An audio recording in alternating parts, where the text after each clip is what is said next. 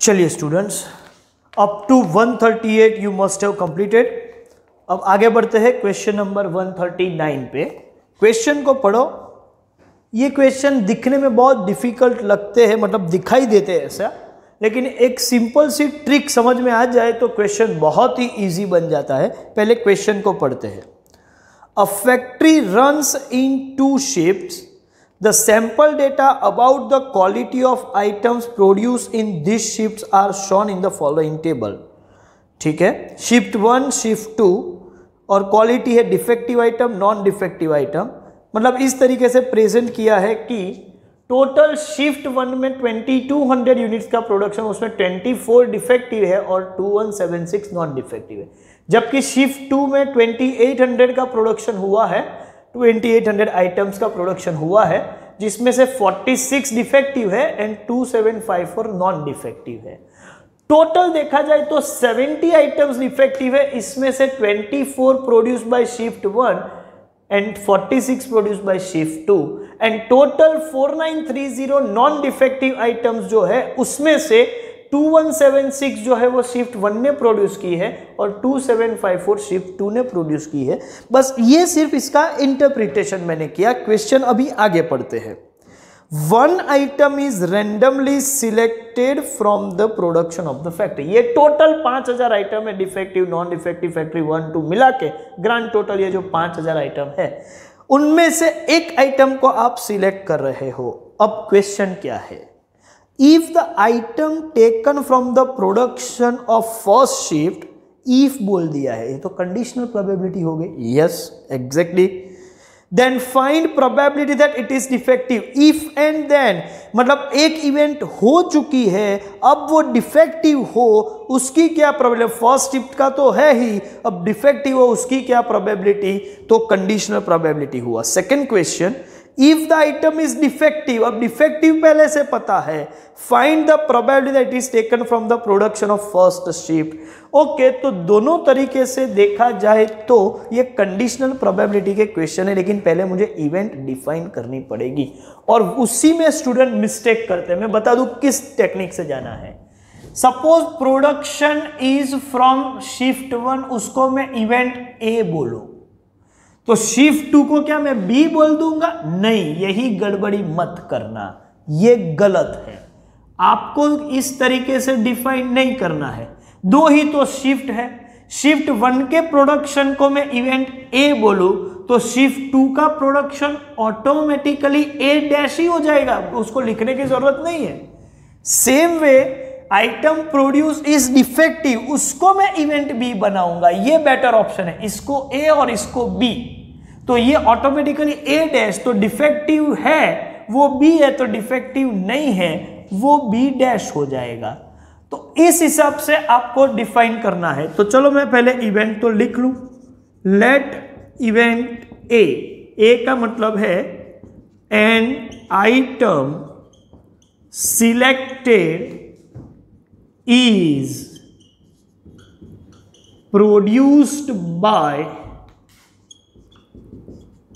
shift 1 और event B किसको बनाया है? डिफेक्टिव को। तो N item selected is defective. तो ए और बी पता चल गया। इसके हिसाब से मैं पहले तो लिख दूं प्रोबेबिलिटी ऑफ ए क्या है। मतलब item selected is produced by shift 1।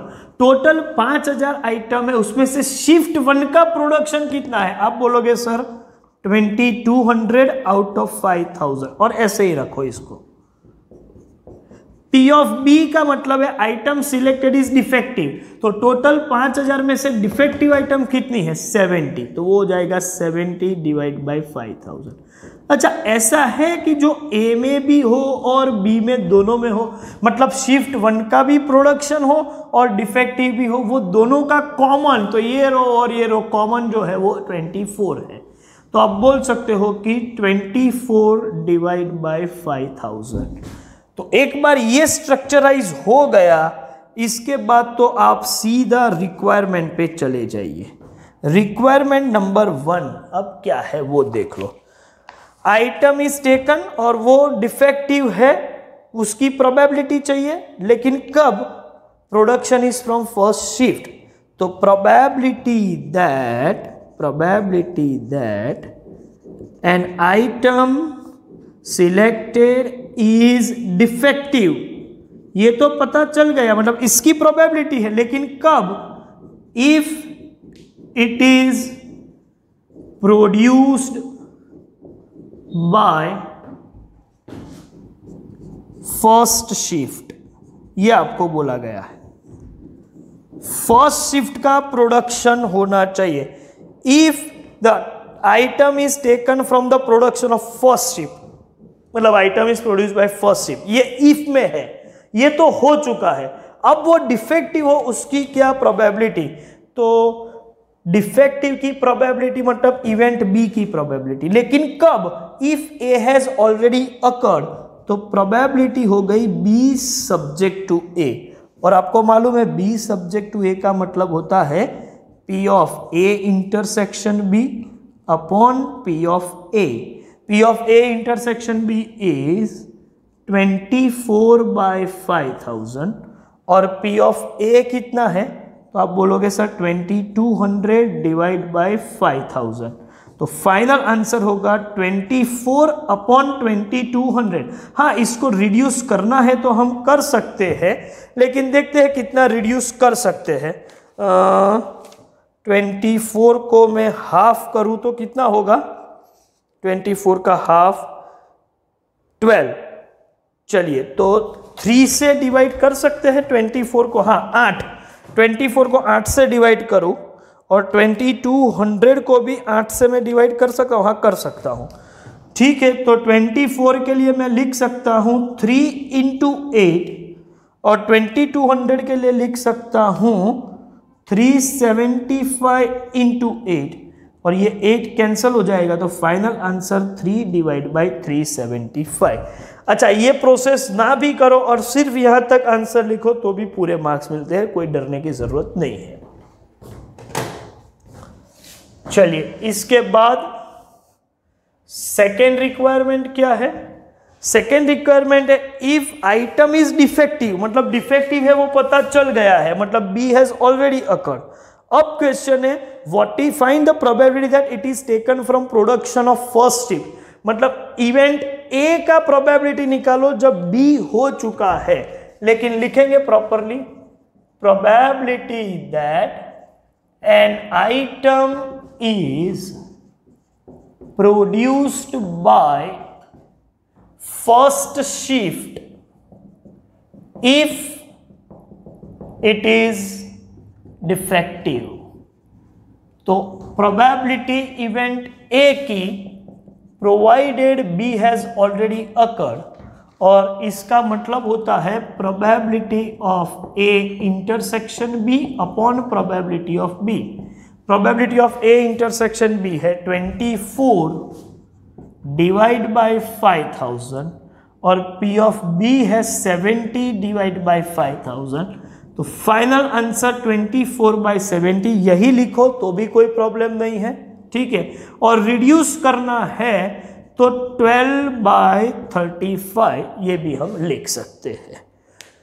तो देखो, ऐसे क्वेश्चन का सिंपल सा ट्रिक मैंने आपको बता दिया। जैसे ये 2x2 टेबल हो तो एक कॉलम को ए बना दो तो दूसरी कॉलम ऑटोमेटिकली ए डैश हो जाएगी, और एक रो को बी बना दो तो दूसरी रो ऑटोमेटिकली बी डैश बन जाएगी, और फिर ए बी डिफाइन करके जो भी रिक्वायरमेंट है उसको सॉल्व करना है। इसी के जैसा एक और क्वेश्चन है इसके बाद वाला, और वो है क्वेश्चन नंबर 140 जो आपको होमवर्क में सॉल्व करना होगा। चलिए, तो इसका स्क्रीनशॉट ले लीजिए एक बार, ठीक है, और फिर ये सेशन हम खत्म करते हैं। चलिए स्टूडेंट्स, अभी तक जितना भी हमने डिस्कशन किया उस डिस्कशन के बेस पर अब जो भी है वो सब ऑब्जेक्टिव टाइप के शॉर्ट क्वेश्चन बाकी बचे हैं। तो वो ऑब्जेक्टिव क्वेश्चन में कोई नया पॉइंट नहीं है, सिर्फ आपको मैथमेटिकल कैलकुलेशन ही करना है। तो एक काम कीजिए, वो जो बीच में 65 और 66 हमने स्किप कर दिए थे वो, और उसके बाद 141 से लेके 154 तक इतने सभी क्वेश्चंस आप खत्म कर लो, और कोई कंफ्यूजन होगा इसमें तो हम वो तो लाइव सेशन या डाउट सेशन में डिस्कस कर लेंगे। ठीक है, थैंक यू वेरी मच।